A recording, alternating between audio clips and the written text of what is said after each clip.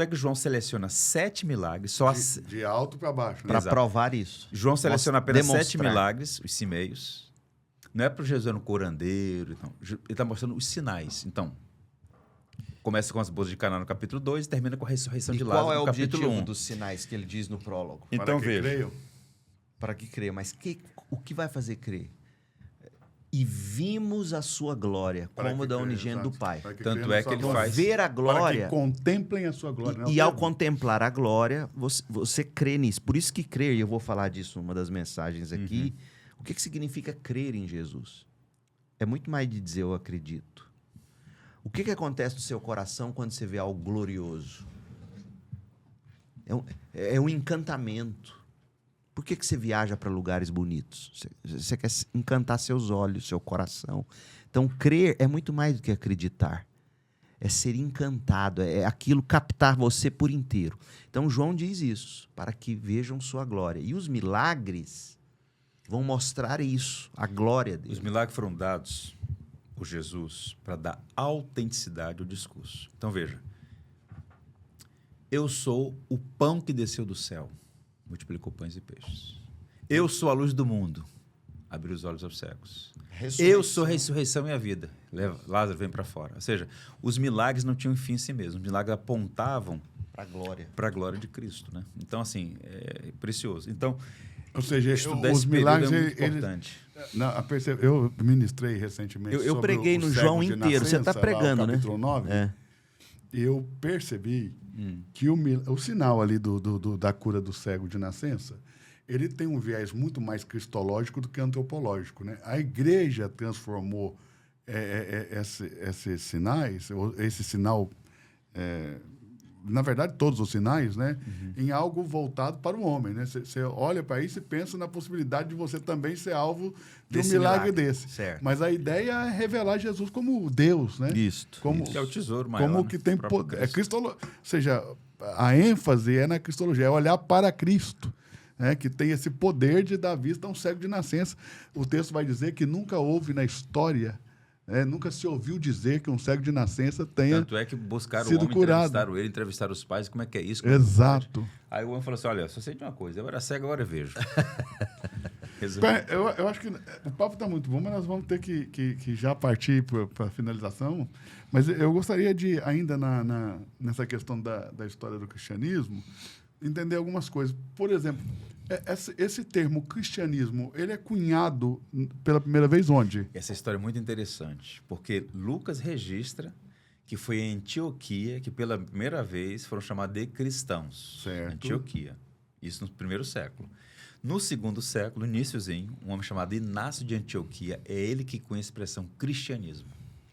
No mesmo lugar onde os homens foram chamados de cristãos pela primeira vez. É Inácio de Antioquia, um grande pai da igreja, que foi preso e Não levado existia para Roma. só uma Antioquia, né? Essa Antioquia que eu estou a dizer é a Antioquia da Síria, que é a terceira maior cidade do Império. E aonde cresceu a igreja... É porque Antioquia tem a ver com Antíoco, né? Antíoco. Que é um grande político, né? Um grande... Ou seja, nós estamos E aí havia falando de Antioquia uma da Pisídia. cidade na Síria. Onde Onde o cristianismo também era muito forte. Muito forte. Porque Atos 13. Porque Antioquia era uma cidade cosmopolita, atrás de todas as partes do mundo, havia judeus, gentios, né? Muitos gentios e tal. E havia outras cidades com esse nome Antioquia, inclusive Antioquia da Pisídia, na região da Licaônia, Derbe, Listra, Icônio, Antioquia, por onde Paulo passou em uma de suas viagens. Engraçado. E o Primeira Império Onde hoje fica a Turquia. o Império Bizantino tinha o seu governo em Constantinopla, mas a escola era de Antioquia, não era de Constantinopla, né? Ou seja, a produção intelectual vinha de Antioquia. Essas duas grandes escolas, Alexandria, Antioquia barra Éfeso, na Ásia Menor. Porque você tinha, por assim dizer, ênfase diferente. Antioquia, a reflexão era mais teológica no sentido de apologética. Ok. A escola de Antioquia era uma escola mais pastoral. Inácio de Antioquia escreveu 7 cartas, as famosas cartas de Inácio de Antioquia, né? Então, tem uma perspectiva, uma mais literal, uma mais alegórica.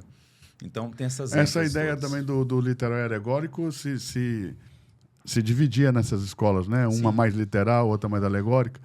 Essas duas escolas, elas, qual é a ligação delas com a ideia dos textos receptos e alexandrinos? Como se dá isso? Como se liga? Isso se remonta lá na época antiga? Essa ideia dos textos? Então, no Novo Testamento tem os primeiros autores, né? Os autores bíblicos do Novo Testamento, a gente tem os autógrafos, os textos originais. Boa parte desse material se perdeu, mas havia sempre aquelas cópias, né? E tal. E aí isso foi sendo replicado em toda a cristandade, em todo o império.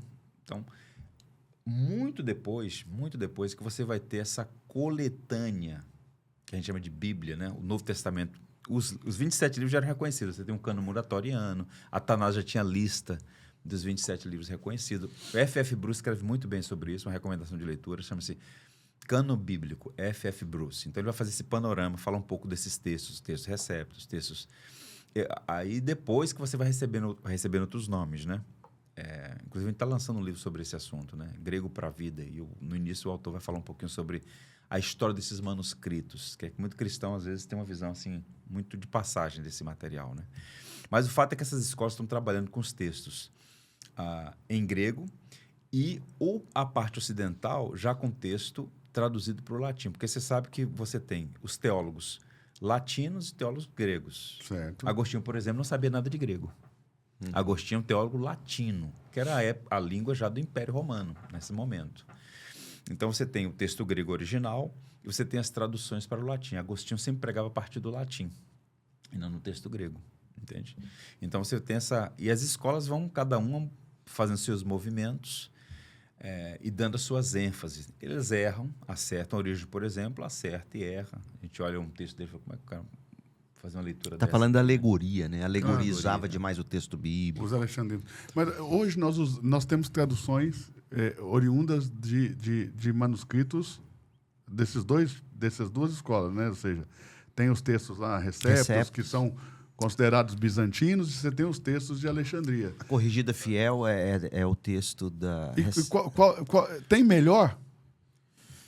Ou não tem melhor? Existe um debate sobre esse assunto, um debate intenso sobre esse assunto, mas o ponto pacífico, o cristão precisa ficar tranquilo em relação a isso, é o seguinte: nunca, jamais houve um livro tão pesquisado, tão criticado, tão esmiuçado tão contra copiado. a Bíblia. E, ao mesmo tempo, assim, existe a camada crítica da forma, a crítica textual, né? A crítica literária. O ponto é, a Bíblia é o livro imbatível, assim, ganha em relação aos textos mais antigos. Você pega a Odisseia, não é? Ilíada de Homero. É o segundo em termos de manuscritos disponíveis. A Bíblia dispara lá um número absurdamente não dá nem maior. pra contar. E quando você vai fazer a crítica do ponto de vista científico e tal, os percentuais de erros são absolutamente irrisórios. Então, nós temos um texto bíblico confiável e que, embora você tivesse escolas com ponto de vista divergente um ponto ou outro, não há motivos. Inclusive, tem um livro do Greg Ellis sobre isso, né? Gleason Asher. Merece confiança no Novo Testamento, merece confiança no Antigo Testamento, que ele vai mostrar essas diferenças, a história desses manuscritos, esses processos todos. Só para fechar esse assunto, havia muita suspeição em relação ao Antigo Testamento, porque os livros eram cópias mais tardias. Até que, em 1948, um beduíno, um garotinho, jogando pedra lá no meio do deserto, acertou o negócio. Falou, que negócio? Um barulho. Descobriram as cavernas de Qumran.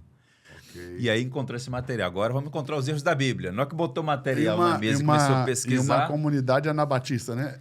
Mas olha, Essênia. Se você quer, assim, para os ouvintes... Os manuscritos de Qumran, e aí vamos nessa descobrir os erros Essênia. da Bíblia. Quando começaram a ver esses textos que eram muito antigos, havia inclusive a cópia inteira do livro de Isaías, que está lá no Museu da Bíblia em Jerusalém. Eu tive lá. E aí o que acontece? Quando eles compararam, os textos eram praticamente idênticos aos... Idênticos, Se você, os ouvintes... Aliás, até academicamente, essa discussão morreu, né? Porque pararam de colocar dúvida, né? Se o que se lê hoje é o mesmo que se lia. Porque acharam um texto lá de 200 anos antes de Cristo em Qumran, né? Então. E esses textos estavam... O que as pessoas precisam... do século passado. As pessoas precisam entender o seguinte: no processo de entrega da Bíblia, houve a inspiração do autor. O Wayne Grudem vai desenvolver isso muito bem no livro dele, Teologia Sistemática, na parte de bibliologia lá. Então, houve a inspiração do autor e houve a preservação dos textos. Isso é a revelação de Deus que hoje temos, chamada Bíblia Sagrada. Ela tem a a inspiração do autor E o cuidado de Deus. e há um momento bíblico, um relato bíblico do cuidado de Deus em preservar. Lembra o profeta Jeremias, quando queimaram os textos dele? O que Deus falou para ele? Escreve de novo. A união do cânone no cristianismo, o cânon, ele aconteceu em que momento? Dá para precisar historicamente ou não? Nós temos, como eu já disse, esses textos já circulavam, né, na Igreja Antiga. E aí você tem... Porque Bíblia quer dizer livros, não é isso? Bíblia vem... E quando esses textos se tornam Bíblia? Então, quando eles estão reunidos num documento, né, num único volume. Então, você tem... Historicamente dá para precisar? O Concílio de Cartago, 397, é um concílio importante. São 2 concílios que são importantes. O Concílio de Jâmia, no ano 90, em que os judeus... Jerusalém está destruída. Então, os judeus se reúnem em Jâmia, e aí, por assim dizer, e reconhecem, por assim dizer, esses 39 livros do Antigo Testamento. Como sendo textos... Aí você tem, já circulava, né? A lei, o profeta e os escritos, né? A Tanakh, né? Torá, o Netvim e o Ketuvim e o Nevim. Lei, profetas e escritos. Isso. Então, os 39 livros. Mais à frente, esse concílio no 4º século, aí você já tem o cânon fechado, os 27 livros do Novo Testamento. Então, aí teve um longo processo de formação da Bíblia de forma muito artesanal, muito e tal. A Bíblia se torna um livro mais popular com o advento da prensa. Gutenberg já dá um salto para o século XVI, né? Você tem produção em escala. E mais à frente, eu vou até começar o sermão falando sobre isso, com o nascimento da Sociedade Bíblica, no início do século XIX, 1804, em Londres. A primeira Sociedade Bíblica londrina para publicar a Bíblia, em uma maior escala e por um preço menor. E hoje a Bíblia é o livro mais publicado no planeta. Não há livro que chegue perto da Bíblia. As 3 grandes publicadoras do mundo: Estados Unidos, China e Brasil. Uau. Para a gente matar o assunto aqui, eu acho que esse é um tema legal da gente entender, porque eu acho que nós somos aqui no Brasil muito fechados para as outras tradições cristãs. Eu acho que a gente conhece muito pouco das outras tradições cristãs. E nós sabemos também que essas outras tradições cristãs têm cânons distintos dos cânons... os cânons orientais, quase todos, são distintos do cânon ocidental, né? E também... A igreja tem na história antiga, Os apócrifos, aquela tensão. Esse tempo ecumênico. Não é apócrifo, eu falo esse tempo ecumênico, né? De que há uma certa harmonia, porque se há um concílio, e a ideia de concílio é conciliar, e ele é ecumênico, então gera-se uma certa harmonia na catolicidade cristã, de uma forma geral. Hoje, como é correto para nós olharmos para essas tradições cristãs? Como que eu entendo, por exemplo, um cristão copta, né? Um africano lá do Egito? Como que eu entendo um cristão etíope, um cristão na Síria, né? Cristão armênio. Agora, a doutora Juliana, que foi auxiliada aí pelo Chevitarese, também professor de História do Cristianismo, ela lançou um livro recente que é Dura Europos, né? Como a primeira igreja... A famosa igreja Dura Europos. Cristã com culto público como nós conhecemos hoje, na Síria. Então, veja, isso tem origem na Síria. Ela lançou esse livro e divulgou bastante aqui para a gente até recebeu dela os livros aqui. Então você tem a Síria ali. Então, um cristão sírio, como que eu vejo ele hoje? Como eu vejo um cristão copta? Então, ou seja, são cristãos como a gente? Como eu vejo porque nós conhecemos o quê? Basicamente, né? Evangelho. A tradição católica apostólica romana, que são os católicos romanos, porque católico são todos os cristãos, né? Mas tem o católico romano, que é o romano, e você tem o protestante, né? Tem o anglicano, que também é protestante, mas você tem, basicamente, eu acho que o povão, né, no popular, conhece católico e protestante. Como que a gente vê as outras tradições cristãs? Como é o correto? E como a gente vê os outros cânones? Essa é uma pergunta daria para um painel e um podcast. Ela tem um grau de complexidade. O que eu diria, em Minas Gerais, é o seguinte. Qual a diferença entre um herege e um charlatão? O Brasil está cheio de charlatão, falsários, mercadores da palavra. O herege, para ser um herege raiz, ele tem que ter um elemento, Qual a é? sinceridade. Ele está negando um aspecto da doutrina, mas negando por convicção. Por defender outro aspecto. Não, ele está defendendo Por um posicionamento. deturpar um aspecto. Por deturpar. ok. Então, ele é sincero na sua fé. Entendi. Ele não está dizendo, Jesus Cristo... O fato dele estar errando não quer dizer que Ele não não seja está sincero. errando para lucrar. Em outras Ok. palavras... Pelo menos os junkies antigamente que corriam risco de morte. Pois é.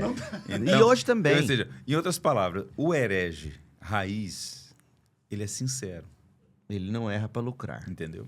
Ok. Lloyd Jones fala sincero, mas errado. Ou seja, então, o charlatão está mais abaixo não, do o herege charlatão, ainda. o charlatão não está interessado. Ele na é Nutella. verdade. Ele não está É o interessado. herege Nutella. É o Ele não está herege Nutella. interessado na verdade. Ele está interessado no lucro, no No corpo lucro. e ganância. Então, se é Deus ou se é homem, portanto, onde é que eu posso obter alguma vantagem? Então, o que eu estou dizendo com isso? Por exemplo, os cristãos coptas, eles não subscrevem a ortodoxia no campo, por exemplo, cristológico. Eles são monofisitas. Aí é problema. É um problema. Agora vem uma questão que tem um grau de complexidade. Não vou resolver, vou só lançar o problema. O Aí monofisismo, ele erra na questão das naturezas. Das naturezas. Então, o copta, né? O cristão copta. Então, qual o ponto? Aí a pergunta passa a ser a seguinte, né? Uma pessoa teve uma experiência de conversão, foi regenerada, e tem uma compreensão limitada sobre um aspecto da teologia. Você pode colocar suspeição sobre a autenticidade da sua salvação? Esse é um ponto para se pensar. Eu vou dizer uma coisa, como um pastor conservador, tradicional, batista e reformado. Martin Lloyd Jones chega a dizer, e Lloyd Jones está longe de ser alguém passando pano e flertando Com outras tradições. exatamente, dando aval para a heresia. Mas ele disse que não ficaria surpreso se encontrasse no céu alguns que, embora tivessem uma visão limitada da ortodoxia, tiveram de fato uma experiência de conversão. Uhum. Então, vejam, pega aqueles A cristãos... experiência de conversão para a salvação, ela não requer novo nascimento. um conhecimento teológico. Né? Requer o novo nascimento. Então, o veja, por exemplo, o conhecimento teológico vem quer ver um depois exemplo? com Quer a ver- educação quer ver um que a igreja exemplo? promove. Você quer ver um É. exemplo disso que me chocou profundamente? Sim. O advento do ISIS, aquele movimento do Estado Islâmico que matou muita gente. Cara, cristãos coptas na Líbia. De Ajoelha, joelho, de né? joelho. Na internet, ao vivo. Nega, não nega. O cara cortando a Então. cabeça. Então, eu vi E o uma, cara dizendo, Jesus Cristo é meu Senhor e meu Salvador. Pois é difícil, então. eu vi uma entrevista... Não, você não subscreveu a Nicéia, então você não está salvo. Peraí. Mas olha bem, eu vi uma Entendeu? entrevista, foi traduzida? Não, foi traduzida, né? Mas estava dublada, Uhum. de um canal árabe que entrevistou uma mãe de um daqueles jovens que foram decapitados. Fomos nós quem traduzimos e legendamos aquele vídeo. Aí, ó, que ela fala que o filho dela alcançou o reino de Deus por causa da barbárie do ISIS, né? Ou seja, aquilo ali mexeu comigo, porque Nós editamos a aquele gente vídeo, acaba botamos achando na que a gente é a internet na última Coca-Cola do Mas deserto. lembra do que aqui Jesus no falou para Brasil? Nicodemos? Jesus resume essa situação. Nicodemos chega dialogando, debatendo, interessado. Ele fala assim: importa-vos nascer de novo. Então, Importa nascer de novo. para fazer um resumo, o cristão ele precisa ser ortodoxo na sua fé. As doutrinas estão nas Escrituras e elas são testadas e aprovadas pelo tempo. O grande problema é quando alguns, em nome da ortodoxia, acabam, por assim dizer, dando um passo à frente e se tornando um censor teológico, assassinando reputações, destruindo ministérios, colocando algumas pessoas como se subscrever uma confissão de fé fosse a única coisa que demonstrasse a autenticidade da fé. E o ponto é, muitas pessoas doutrinariamente corretas se perderam, porque você tinha uma doutrina correta, mas não tinha uma experiência do novo nascimento. A história está cheia de exemplos disso. A igreja de Éfeso, Pronto. em Apocalipse, perderam o primeiro amor. Uau. Perderam o primeiro amor. Gente, é isso. Chegamos ao fim, porque Ficamos na igreja estouramos antiga. um pouco. Ficamos na igreja antiga. Mas eu Nem acredito. chegamos, Mas eu nem acredito. demos um passo à Olha, frente mas da eu idade acredito medieval. que foi uma contribuição de vocês aqui para nós tão grandiosa, porque eu penso que na igreja antiga realmente é onde menos se mexe no que diz respeito ao dia a dia cristão. Eu vou te dar um exemplo. Nós estamos com quase 5 anos de igreja, nós nunca tocamos nesses assuntos na igreja. E não acredito que são assuntos muito pastorais, né? Então, não são assuntos que são tocados no dia a dia da igreja, salvo engano, caso haja, né, um evento específico, como nós estamos fazendo agora. Mas eu dou assim uma sugestão Sim. ao irmão, é o seguinte, veja, como o Leandro falou, só para finalizar, como as implicações disso. O cristão naqueles dias nega a sua fé ou você vai morrer. Vai ter os bens confiscados, vai ter licenciamento de liberdade e tal. Hoje nós estamos vivendo um novo martírio. Vou dar um exemplo. Vamos pensar num psicólogo cristão. Ele se formou em psicologia, ou ele é um advogado, vai trabalhar na área criminal, por exemplo. Olha a pressão que está sobre ele. Você está disposto a sacrificar a sua carreira em nome da sua fé?